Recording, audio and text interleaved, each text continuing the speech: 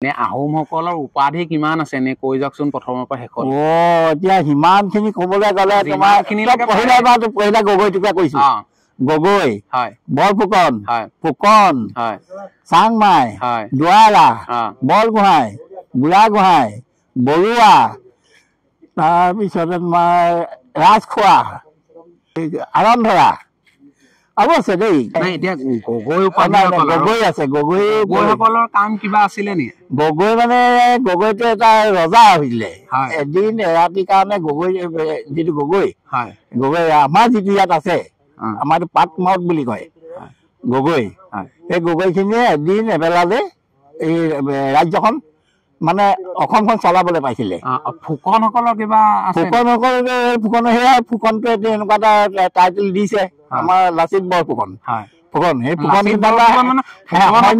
সকলো ফুকন বীৰ আছিলে সকলো ফুকনে বীৰ আছিলে এইজন যেনিবা মহাবীৰ নৰ্মেলি বীৰ আৰু বৰগোহাঁইসকলৰ কিবা বৰগোহাঁইটো এইবোৰ মানে ডক্টৰেট থকা মানে এনেকে মানে সেক্ৰেটাৰী হেৰি এনেকুৱা ধৰণৰ টাইটেল বৰগোহাঁই বুঢ়াগোহাঁই এইখিনি মন্ত্ৰীৰ লগত বাপ থকা মানুহ বুঢ়াগোহাঁইসকলে মন্ত্ৰীহঁতৰ লগত বৰগোহাঁই বুঢ়াগোহাঁই বৰপাত্ৰ গোহাঁই এইখিনি সেই মন্ত্ৰীৰ হাৰিত মানে ৰজাৰ হাৰিত থকা মানে সেইটো একেটা হাৰিত আহোমসকলৰ যিখিনি উপাধিখিনি কৈ দিলে আৰু যিখিনি থাকি গ'লে ৰাইজে চাই আছে চাই থকাসকলে কমেণ্ট কৰিব যে আমুক উপাধি আছে বা বিভিন্ন সকলে মতামত আগবঢ়াই খোলা আছে দাদা নমস্কাৰ ভাল আপোনাৰ ভাল নামটো মোৰ নাম বীৰেন্দ্ৰ গগৈ এতিয়া লাচিত বৰফুকন কানে অকমান কম নে না ধুনীয়াকে বিন্দাছ শুনে শুনাটো শুনো আৰু বিন্দাছ দেখাটো ধুনীয়া দেখিছে নে দেখো এটা বেয়া হ'ল চকু অকমান হ'ব এইটো অপাৰেশ্যন কৰি দিব লাগিব অতি শীঘ্ৰে অপাৰেশ্যন কৰিবই লাগিছিলে এবাৰ গৈছিলো এই কিবা অকমান অসুবিধাৰ কাৰণে কৰা নহ'ল শিৱসাগৰ নেট্ৰেলত কৰিব কেতুৰি পৰিছে নেকি কেতুৰি পৰিছে কিবা জেংডাল খুচিছিলে এবাৰ জিকা এনেকে জিকা চিঙো কেতেক নে কিবা এটা বুলি যে কয় কেতেক নহয় এইটো মানে সেই জিকা চিঙোতে জেঙে খুচিছিলে খুচাৰ কাৰণে মানে পিছত অকমান হেৰি আছে এতিয়া ফুটা বুলি ক'ব নোৱাৰে মানে বীৰ লাচিত বৰফুকন হয় এতিয়া এইটো লাচিত মৈদাম ধৰি লোৱা ডিষ্ট্ৰিক্ট এইডোখৰ যোৰহাট কি জেগা এইডোখৰ গাঁওখনৰ নাম এখন নাম হোলোঙাপাৰ গোহাঁইগাঁও গোহাঁইগাঁও মানে গোহাঁই মানুহ ইয়াত বেছি আছে নেকি প্ৰায় আহোম মানুহ গোহাঁই গগৈ আছে মানে বোলে এইটো সেই মৈদাম লাচিতৰ মৈদাম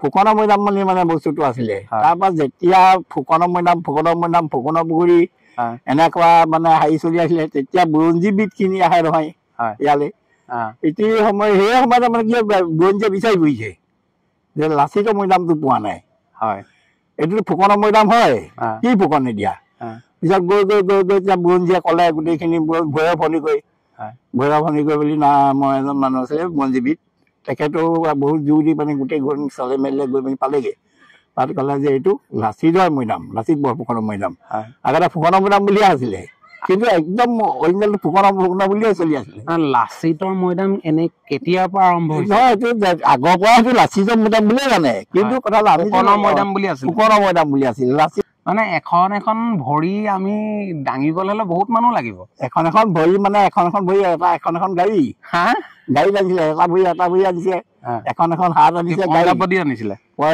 পঞ্জাৱতী এনেকুৱা গাড়ী আৰু তাৰপৰা সম্পূৰ্ণভাৱে বস্তুটো অহা নাই এটা পাৰ্ট যেনেকে মোৰ ওপৰডোখৰ বেলেগ আদি মই ৰাষ্ট্ৰীয় ঘাইপথৰ পৰা 2.5 কিলোমিটাৰ আহি গলে মানে ইয়াৰ বীৰ লাচিত বৰফুকনে মূৰ্তিভাগ চাই যাব পাৰিব মোক লগ পাই আপোনাৰ অনুভৱ কেনেকুৱা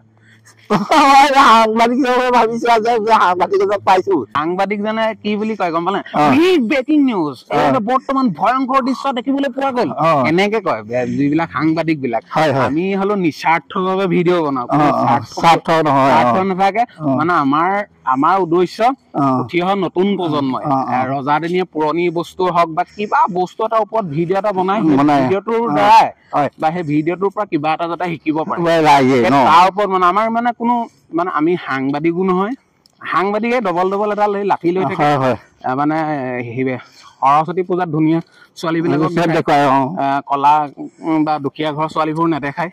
মানে সিহঁতি মানে ভিউজ আহিবৰ কাৰণে বিভিন্ন ৰকমৰ তললৈ গুচি যাব পাৰে, মানে কিবা অশ্লীলতা প্ৰেৰণ কৰি ভিডিঅ' বনাই দিয়ে।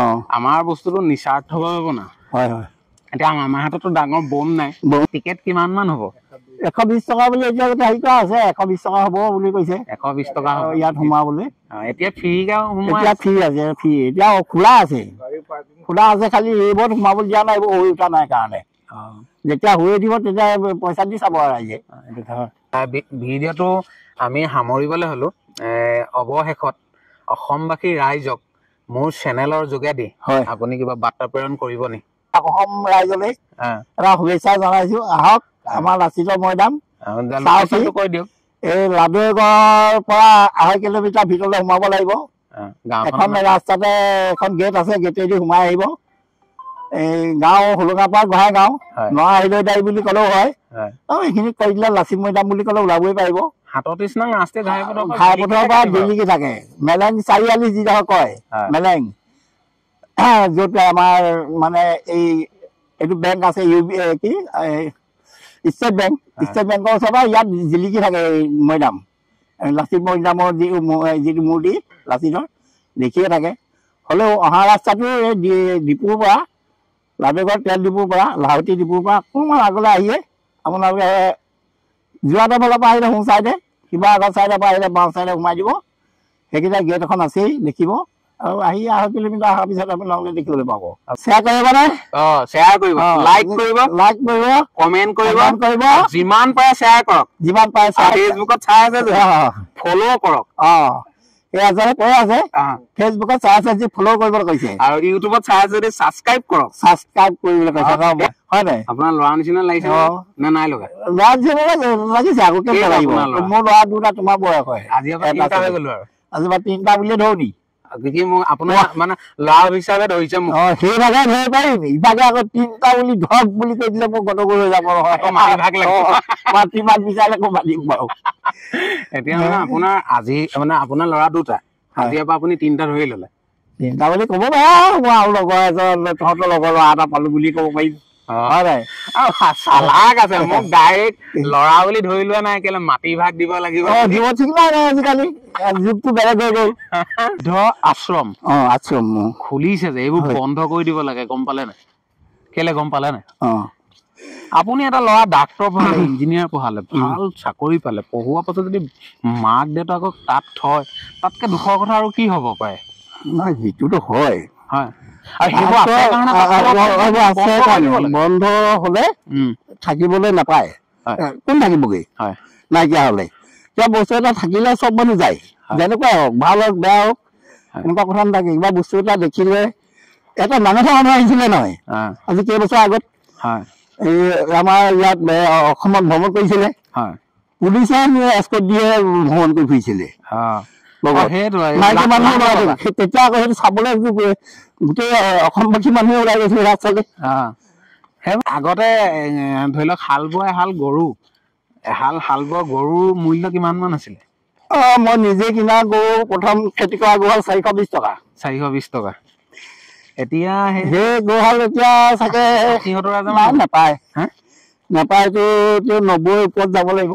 90,000 ওপৰত যাব লাগিব। মাই গড, কি ক'ব। মই খেতি হেৰিলৈকে কৰিলো, 16,000 টকালৈকে কিনি খেতি কৰিলো। এনে হাঁহ এটা কিমানত কিনিছিলে আপুনি সৰু হৈ থাকোতে? মানে হাঁহটো কিনা কথাটো প্ৰশ্নই নাই, আলহী এটা আহিলে ঘৰৰ হাঁহ এটা মাৰো, আৰু কোনোবা আলহী আহিলে, মমাই আহিলে, কোনোবা আহিলে আলহী ঘৰৰ হাঁহ এটা মমাই। আৰু আপোনালোকৰ দিনত মাছ পুঠিবোৰ ঢেৰ, আজিকালি ইমান নাই কেলে মাছ পুঠিবোৰ? আজিকালি এইবিলাক ৰাসায়নিক সাৰ প্ৰয়োগ কৰিবলৈ ধৰিলে মানুহে, পথাৰ চথাৰ যেনি তেনি, আৰু সৰু সৰু কিছুমান জাল ওলালে। আমি ইয়াতে ইয়াৰ পৰা ওপৰত উঠি লওঁ, উঠি ঢকুৱা তামোলৰ ঢকুৱা খেলা দি লওঁ, এইখিনি বা আহি